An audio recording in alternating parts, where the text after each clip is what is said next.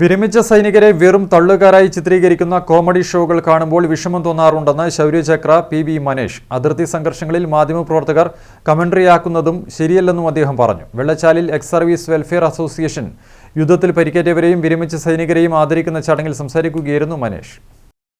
സൈനികരുടെ സേവനങ്ങളെക്കുറിച്ച് ധാരണയില്ലാത്തതുകൊണ്ടാണ് വിരമിച്ച സൈനികരെ തള്ളുകാരായി ചിത്രീകരിക്കുന്ന കോമഡി ഷോകൾ ഉണ്ടാകുന്നതെന്ന് ശൗര്യചക്ര പി.വി. മനേഷ് പറഞ്ഞു. ഓപ്പറേഷൻ സിന്ദൂറിനെക്കുറിച്ചാണ് നമ്മൾ ഓർക്കേണ്ടത്. സൈനികർ ജീവൻ പണയം വെച്ചാണ് രാജ്യത്തെ കാക്കുന്നത്. ആ ചിന്ത ഓരോ ഇന്ത്യക്കാരനും ഉണ്ടാകണമെന്നും മനീഷ് പറഞ്ഞു. Vellachal ex servicemen welfare association സംഘടിപ്പിച്ച കണ്ണൂർ ജില്ലയിലെ സൈനികരെ ആദരിക്കൽ ചടങ്ങിൽ മുഖ്യ പ്രഭാഷണം നടത്തുകയായിരുന്നു Manish. Vellachal ex servicemen welfare association നമ്മുടെ സ്വാതന്ത്ര്യത്തിൻ്റെ 79ാമത് വാർഷികത്തോടനുബന്ധിച്ച് അല്ലെങ്കിൽ 79ാം ദിനത്തോടനുബന്ധിച്ച് നടത്തുന്ന ധീരരായിട്ടുള്ള വ്യത്യസ്ത സൈനിക ഓപ്പറേഷനുകളിൽ പങ്കെടുത്തുകൊണ്ട് ധീരത തെളിയിച്ച സൈനികർക്കുള്ള ആദരവ് ആദരിക്കൽ ചടങ്ങ് ചക്രക്കൽ ഇൻസ്പെക്ടർ എം.പി. ഷാജി ഉദ്ഘാടനം ചെയ്തു. സൈനികരുടെ സേവനങ്ങളെ നമുക്കൊരിക്കലും വിസ്മരിക്കാൻ കഴിയില്ലെന്ന് എം.പി. ഷാജി പറഞ്ഞു. യുദ്ധത്തിലും യുദ്ധസമാന സാഹചര്യങ്ങളിലും രാജ്യത്തിനു വേണ്ടി പോരാടിയ ധീര സൈനികരെയാണ് Vellachal ex servicemen welfare association ആദരിച്ചത്.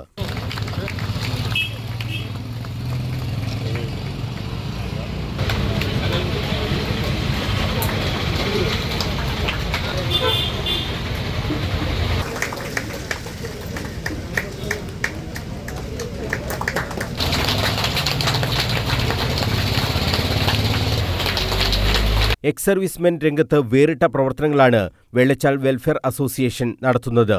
നാടിന്റെ എല്ലാ പൊതുപ്രശ്നങ്ങളിലും സജീവമായി വെൽഫെയർ അസോസിയേഷൻ ഇടപെടുന്നുണ്ട്. 3 വർഷം മുമ്പ് 15 വിമുക്ത ഭടന്മാർ ചേർന്നാണ് അസോസിയേഷന് തുടക്കം കുറിച്ചത്. നിലവിൽ 196 അംഗങ്ങളുള്ള വലിയ അസോസിയേഷനായി ഇത് വളർന്നു. ഗ്രൂപ്പിലെ 80 പിന്നിട്ട എല്ലാവരെയും അസോസിയേഷൻ ആദരിച്ചു. SSLC+2 പരീക്ഷയിൽ ഉന്നത വിജയം നേടിയവരെ ആദരിക്കൽ ഉൾപ്പെടെയുള്ള വിവിധ പരിപാടികളും സംഘടിപ്പിക്കാറുണ്ട്. വിമുക്ത ഭടന്മാരുടെ ക്ഷേമത്തിനായുള്ള പ്രവർത്തനങ്ങൾക്കാണ് അസോസിയേഷൻ മുൻഗണന നൽകുന്നത്. വെള്ളച്ചാൽ ടൗണിൽ നടന്ന ആദരിക്കൽ ചടങ്ങിൽ ESWA പ്രസിഡന്റ് എം. പ്രമോദ് അധ്യക്ഷത വഹിച്ചു. Secretary P.V. Pradeep Kumar, K.V. Mohanan, Ajitha Sasi, K. Prakashan തുടങ്ങിയവർ സംസാരിച്ചു. News bureau, Kannur.